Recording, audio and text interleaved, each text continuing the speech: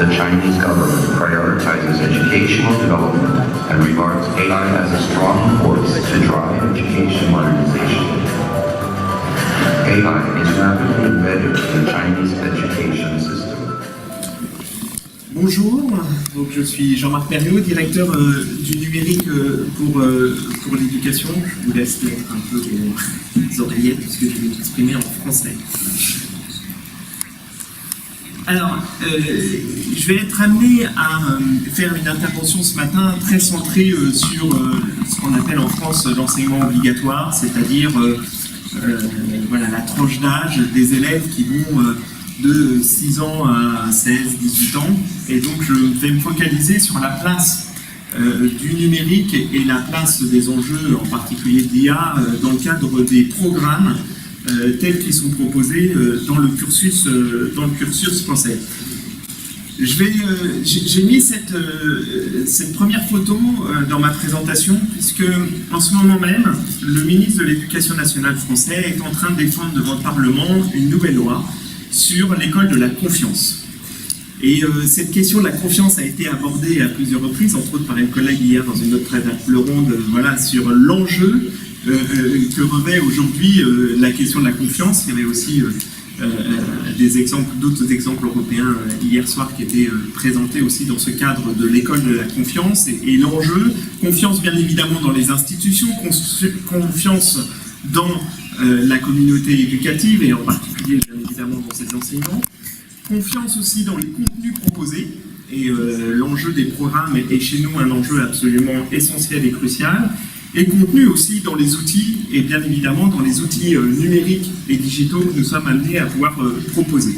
Donc c'est vraiment aussi à l'aune de cette nouvelle loi que je vais être amené à vous présenter l'ensemble des enjeux en matière de contenu dans les programmes tels que nous les présentons aujourd'hui. Alors, je vais être amené à revenir un peu en arrière, puisque la France aime bien avoir ce retour un peu introspectif et de toujours s'appuyer, de savoir de là où l'on vient pour savoir là où on va. La question de l'informatique n'est pas une question nouvelle. Nous sommes un pays où cette culture est présente depuis de nombreuses années et entre autres aussi dans les programmes scolaires.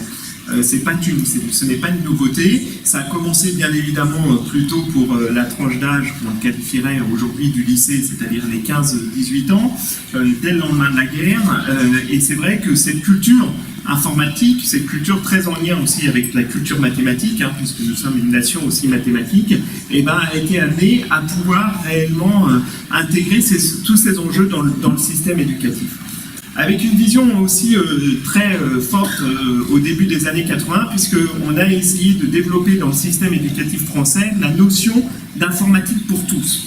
Et entre autres, dès 1985, on a été amené à distribuer des ordinateurs dans toutes les écoles pour permettre là aussi la mise en place de cette culture informatique. Et toute cette culture-là a continué, bien évidemment, à être amenée à pouvoir se développer.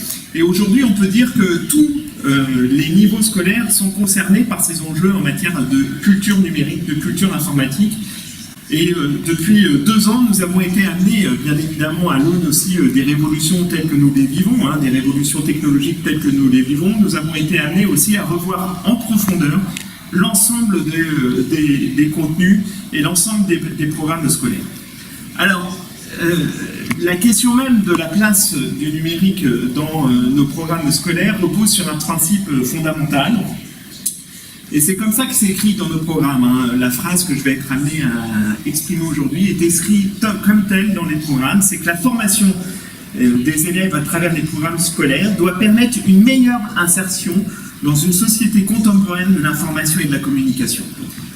Donc cet enjeu est absolument crucial pour nous, et bien évidemment les enjeux étant ceux de l'évolution aussi des contenus d'enseignement dans un monde qui ne cesse de se technologiser et à qui il est impérativement besoin d'offrir des repères humanistes. Cette dimension aussi en lien direct avec cet enjeu humaniste et ce lien entre autres avec toute cette nécessité de pouvoir, là encore, offrir tout un lien avec des valeurs telles que nous les défendons aussi à travers, bien évidemment, l'histoire humaniste telle qu'elle est présente aujourd'hui dans notre histoire française. Alors, on a obligé d'offrir ces besoins de repères humanistes, mais aussi de permettre que toutes les disciplines intègrent l'enjeu numérique et en particulier la relation entre l'humain et la technique, entre l'humain et la machine. Donc ces enjeux-là aussi sont très présents aujourd'hui dans le cadre de la conception des programmes. Alors, le ministre de l'Éducation a aujourd'hui une vision politique sur la place du digital et en particulier aussi de l'intelligence artificielle dans l'éducation. C'est cet enjeu entre avoir une ambition sur l'utilisation de ces outils numériques, mais aussi un enjeu de discernement. Et comment nous sommes amenés à pouvoir vraiment intégrer ces deux dimensions aujourd'hui dans le cadre de la mise en place de tous les enseignements. D'offrir aussi une dimension éthique autour, bien évidemment, de ces enjeux en matière de numérique dans les programmes. Et entre autres, nous sommes en train de créer un comité d'éthique au sein du ministère de l'Éducation nationale sur l'usage de la donnée d'éducation, ce qui nous paraît absolument essentiel aussi d'intégrer ces enjeux-là et l'implication que ça peut avoir aussi en matière de contenu. Il y a aussi tout l'enjeu autour de l'éducation à l'usage raisonné et à la maîtrise des données. Cette question de la place de la donnée dans nos systèmes éducatifs est aussi absolument centrale, c'est-à-dire que nous cherchons à travers la mise en place de nos programmes à ce que les élèves soient maîtres de leur identité numérique, à ce qu'il y ait aussi une connaissance des environnements juridiques et réglementaires. Alors nous sommes beaucoup aidés aujourd'hui à travers, en Europe en particulier, sur le déploiement du règlement général de la protection des données, le RGPD, qui, là encore, nous permet d'offrir aussi des contenus à l'ensemble des élèves et de comprendre aussi la maîtrise de l'utilisation, en tout cas la maîtrise de leur identité numérique. Il y a aussi, bien évidemment, les enjeux en matière de formation algorithmique. Et là encore, nous avons été amenés à tous les niveaux, et j'y reviendrai dans la suite de ma présentation, sur cette approche autour des enjeux de la formation algorithmique. L'apprentissage du code, bien évidemment, savoir coder, où là encore, à tous les niveaux, nous cherchons à développer des enseignements sur l'apprentissage du code. Et enfin, je terminerai sur les enjeux en matière des compétences et du développement des compétences du XXIe siècle, les fameux 4C, savoir développer son esprit critique, savoir exercer sa créativité, développer la collaboration ou encore aussi savoir communiquer. Donc cette approche-là, ces compétences sont aussi amenées à pouvoir être présentes dans l'ensemble des contenus. Alors, je vais y revenir aussi parce qu'il est important de voir comment sont aujourd'hui élaborés ces contenus dans le système français. On a eu un débat très large sur la question de la place du numérique dans nos programmes. Et ce débat-là, on est une nation qui aime bien débattre, donc on est amené à avoir aussi cette capacité à pouvoir échanger sur l'ensemble des enjeux d'éducation. Et donc ces débats ont amené à repositionner réellement les enjeux en matière d'enseignement sur les bases algorithmiques et sur la pensée algorithmique, parce que c'est vrai que c'est là encore des enjeux très forts à mettre en avant. Et sur la nécessité de comprendre aussi l'impact de la technique sur l'humain. Donc on a regroupé des enseignants, des chercheurs, des experts pédagogiques qui ont été amenés à élaborer ces nouveaux programmes de manière très collaborative, entre autres à travers aussi la mise en place d'une plateforme d'échange sur l'élaboration de ces contenus, donc dans une dimension très très collaborative, puisque à partir du moment où on développe et on cherche à développer aussi ses compétences en matière de collaboration, il faut aussi être en capacité à ce que nos programmes, tels qu'on les présente dans le système français aussi, soient élaborés de manière collaborative. On a cherché aussi, à travers ces enjeux et sur la rénovation de l'ensemble des programmes en matière de numérique, de faire que l'informatique s'appuie sur des enseignements vraiment innovants. Et à travers ça, c'est de positionner l'ensemble des enjeux numériques dans le cadre de la transformation du système éducatif français, et dans le sens où le numérique est là pour accompagner l'évolution des pratiques pédagogiques, mais aussi, par exemple, le geste professionnel de l'enseignant, qui est une dimension aussi très importante au sein de la classe, de pouvoir là encore faire qu'on puisse offrir des contenus qui permettent de positionner différemment l'enseignant au sein de la classe. C'est aussi fournir un enseignement de la science tel qu'elle se fait aujourd'hui, c'est-à-dire intégrer pleinement le lien entre recherche et enseignement. Et donc dans ce cadre-là, c'est vrai que nous nous sommes appuyés aussi pour l'élaboration de ces programmes sur le travail de chercheurs, pour nous permettre là aussi de pouvoir s'appuyer sur ce qui se fait de mieux en matière de recherche pédagogique, et entre autres sur d'autres enjeux aussi en lien avec les sciences cognitives. Par exemple, au sein du ministère de l'Éducation nationale, aujourd'hui, nous avons un comité scientifique qui s'appuie réellement sur les enjeux des sciences cognitives aussi, au service, bien évidemment, de la pédagogie. Alors, pas seulement, mais c'est vrai que c'est aussi des dimensions très importantes telles que nous les intégrons aujourd'hui. Et dans le cadre de la préparation et de la mise en place des programmes, c'est aussi une dimension forte à intégrer. Et aussi faire qu'aujourd'hui, dans l'ambition que nous avions dans la création de ces programmes, faire que l'informatique soit considérée comme une techno-science. Pas seulement une technique, pas seulement une science, mais aussi une dimension technique et scientifique. Juste pour revenir un peu comment ça se passe concrètement aujourd'hui sur les différents niveaux d'enseignement. Dès l'école primaire, nous avons mis en place les premiers pas pour permettre l'apprentissage du code, c'est-à-dire qu'aujourd'hui, dans les programmes, on a été amené à pouvoir vraiment intégrer cet enjeu en matière d'apprentissage du code. Nous avons aussi changé les programmes en mathématiques pour pouvoir intégrer de manière beaucoup plus massive la question de la pensée algorithmique. Et dès la fin du primaire, nous avons créé des dispositifs d'évaluation des compétences numériques des élèves.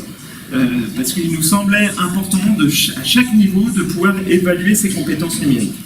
Au collège, nous avons continué à renforcer l'ensemble des questions algorithmiques en mathématiques, mais nous avons aussi développé dans les enseignements technologiques le lien entre l'homme et la machine, et en particulier tous les enjeux en matière de robotique, d'objets connectés, de code.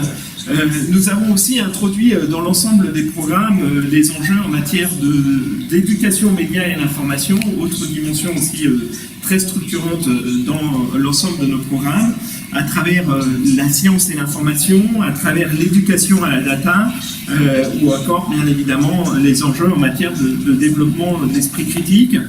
Et à la fin du collège, c'est-à-dire sur la tranche d'âge des 11-15 ans, nous avons mis en place une plateforme de certification des compétences numériques des élèves. Donc à la fin de ce cycle-là, tous les élèves doivent passer par une certification des compétences numériques, et donc qui doit nous permettre de préparer ensuite l'ensemble de ce qui se passe au niveau du lycée.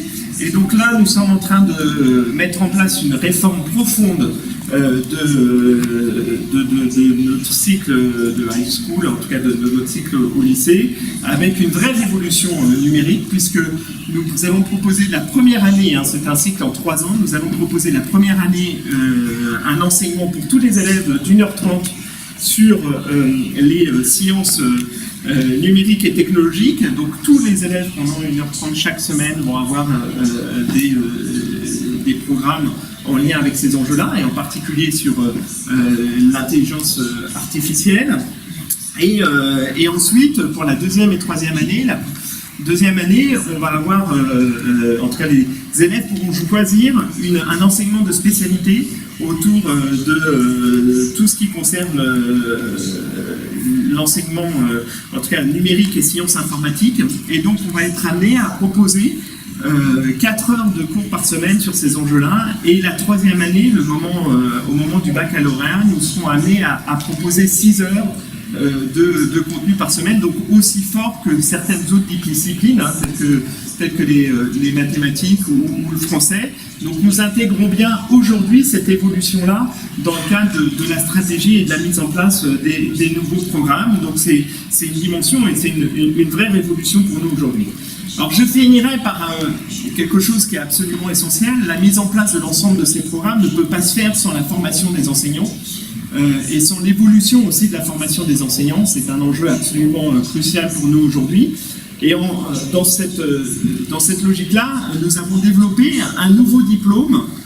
Et donc nous avons créé ce qu'on appelle le CAPES chez nous, qui est donc le diplôme de l'enseignant, autour des sciences informatiques et numériques. Et donc ça, c'est une vraie évolution, puisque c'était une revendication depuis plusieurs années, voire plusieurs décennies. Et donc nous avons proposé ce diplôme-là pour former des enseignants. Nous avons mis en place, pour pouvoir accompagner la réforme du lycée telle que nous la proposons autour des enseignements informatiques, nous avons mis en place des diplômes universitaires qui vont permettre d'accompagner l'ensemble des enseignants. Et donc on a créé ces diplômes universitaires et on a développé aussi de nouveaux modules en matière de formation initiale. Et surtout, nous avons accès aussi à tout un développement numérique autour de la formation continue, puisque ça constitue là aussi un enjeu absolument crucial. Et entre autres, aujourd'hui, nous avons une plateforme de formation à distance de l'ensemble des enseignants. C'est une plateforme qui aujourd'hui est amenée et qui sera amenée demain à former plus de 800 000 personnes, puisque nous avons 800 000 enseignants en France aujourd'hui. Et chaque année, c'est plus de 300 000 enseignants qui sont amenés à se former sur cette plateforme. Donc autant vous dire que cette question autour de l'accompagnement même du numérique dans les programmes est un enjeu absolument central pour nous en matière d'éducation. Et donc à travers ce prisme-là, commencer par les programmes, accompagner l'ensemble des enseignants dans la prise en compte de ces contenus et dans le déploiement même de ces compétences, voilà l'enjeu pour nous aujourd'hui dans la stratégie que nous sommes amenés à mettre en place. Je vous remercie.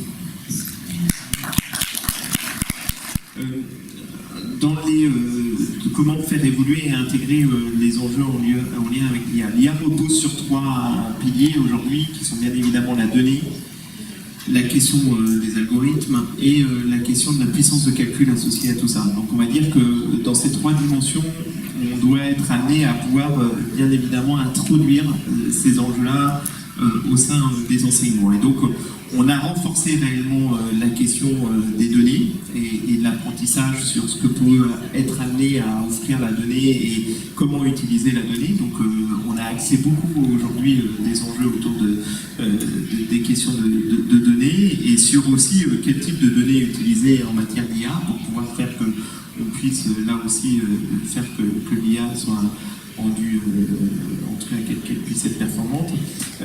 Et ensuite, on a aussi été amené à pouvoir introduire des enjeux en matière de connaissance des réseaux, d'introduction bien évidemment des enjeux du cloud aujourd'hui et sur la démultiplication en matière de puissance de calcul. Donc c'est parce qu'on va dire que l'algorithmie et les questions d'algorithme étaient sûrement plus présents aujourd'hui dans nos programmes. Donc on a renforcé beaucoup plus autour de connaissance des réseaux et enjeux en matière de données pour pouvoir là aussi intégrer des nouvelles connaissances dans ce domaine-là. Donc voilà, les P2I, C2I aujourd'hui n'existent plus en tant que tels au sein du système éducatif. On les a remplacés par d'autres dispositifs. Et entre autres, je parlais tout à l'heure de la plateforme de certification des compétences numériques qui s'appelle PIX aujourd'hui et qui intègre l'ensemble de ces questions aujourd'hui en matière et qui s'appuie sur un référentiel européen en matière de connaissances numériques. Merci, monsieur le